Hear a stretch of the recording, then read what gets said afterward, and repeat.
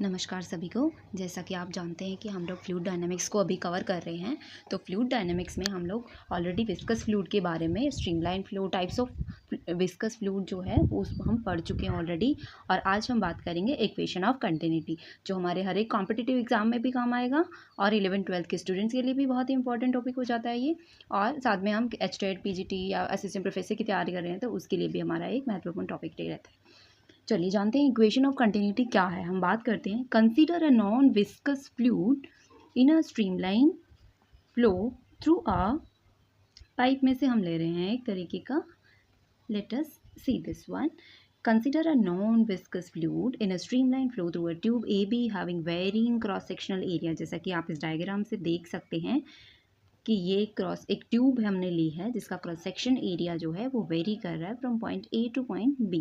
Late us consider कि point A पे जो हमारा एरिया है दैट इज़ A1 और पॉइंट बी पर हमारा एरिया है that is A2। ρ1 and ρ2 are the two density of the liquid entering point from point A और the liquid exiting from the point B. ρ1 ρ2 क्या हमारी डेंसिटी है। v1 is the velocity है जो हमारा fluid is entering from the point A, and v2 is the velocity when the fluid is exiting from the point B.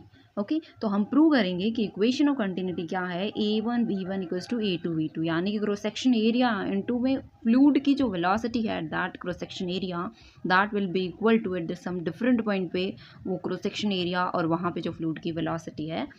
ठीक है, ये continuity equation है, मतलब cross section area into velocity जिसके साथ आपका लिक्विड फ्लो कर रहा है। और इस टर्म का मतलब क्या है वो हम आगे अभी देखते हैं। देखिए, अभी जब हम एक ट्यूब को हमने कंसीडर किया है, अब वॉल्यूम को जब मैं कंसीडर कर रही हूँ कि इस पॉइंट पे मेरा क्रॉस सेक्शन एरिया ज़्यादा है, इस पॉइंट पे मेरा क्रॉस सेक्शन एरिया कम है, ये मेरा ए पॉइंट है and let us consider this is the B point. तो वॉल्यूम जो लिक्विड के अंदर फ्लो कर रहा है वो क्या होता है, एरिया होगा इनटू में जितना डेप्थ में फ्लो कर रहा होगा। ओके, तो यहाँ पे एरिया इनटू डेप्थ हमने ले लिया volume of the liquid flowing into the tube. अब अगर ए पॉइंट पे मैं निकाल रही हूँ volume of the liquid flowing per second, if I am considering, तो area into depth divide by time हो जाएगा। और डेप्थ इंटू टाइम एक तरीके से क्या होता है, वेलोसिटी आई कैन से। तो volume of the liquid flowing per second the tube that will be area into velocity.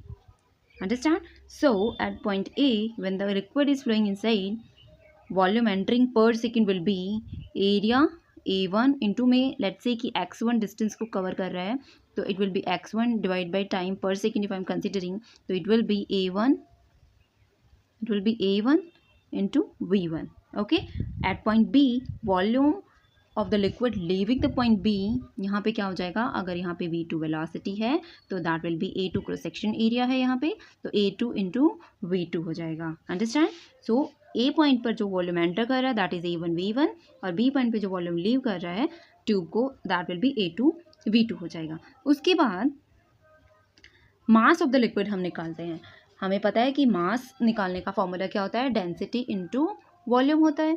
तो density into volume, if I am considering mass of the liquid entering per second at A in the tube that will be density into volume per second.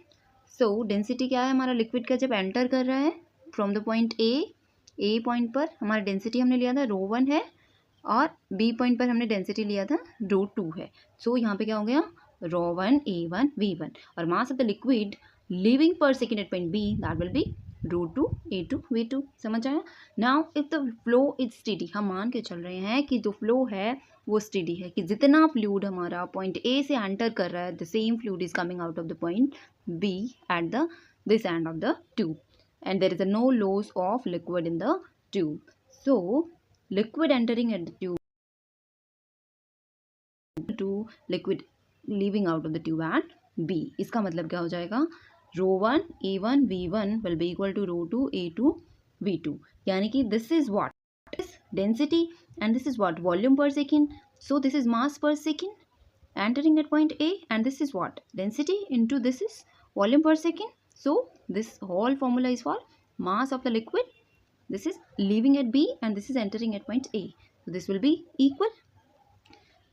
Now if we consider the density of the liquid at the point A and B remains same, and let's say ρ1 equal to ρ2 equals to rho, then A1 V1 will be A2 V2. How? We were having ρ1 A1 V1 that was equals to ρ2 A2 V2, and if we are saying rho 1 and rho 2 are equal, so we can cut it out. So we are left with A1 V1 equals to A2 V2. From here we can say A into V is constant, and that is our continuity equation for a non-viscous fluid. What it is saying, A is the area of cross section and V is the velocity. It means area is inversely proportional to velocity of the liquid flowing. Okay, so इससे हम क्या conclude कर सकते हैं कि area is directly inversely proportional to velocity, और velocity is inversely proportional to cross section area of the tube in which the liquid is flowing. Okay, so we can also conclude one, if you are, this is just an example of this continuity equation. You can observe deep water runs slow. जो deep water होता है that runs slow, deep water, और slow water runs deep. It means this is having the more cross section area. Deep अगर flow कर रहा है, मोर cross section area इस तरीके से हो रहा है, तो that means it will have a low velocity. और अगर हमारा फास्ट रन कर रहा है तो that will have less cross section area. I hope you understand the continuity equation. One more conclusion is we can withdraw from here. Continuity equation represent conservation of mass, that mass of liquid fluid mass that cannot be created and not be destroyed. तो जितना मास हमारा एक point से enter कर रहा है in the tube, if there is no loss, जैसे leakage अगर पाइप में नहीं है तो उसका तो नहीं कंसिडर बोल सकते हम, तो एंटर जितना कर रहा है हमारा, that is coming out of the other and से जो हो रहा है same coming out of the liquid हो रहा है, तो वो जो वॉल्यूम पर सेकेंड है दैट विल रिमेन सेम, यानी कि cross section area into velocity that remain the same. This was the continuity equation. I hope you understand this equation and it will be useful for you.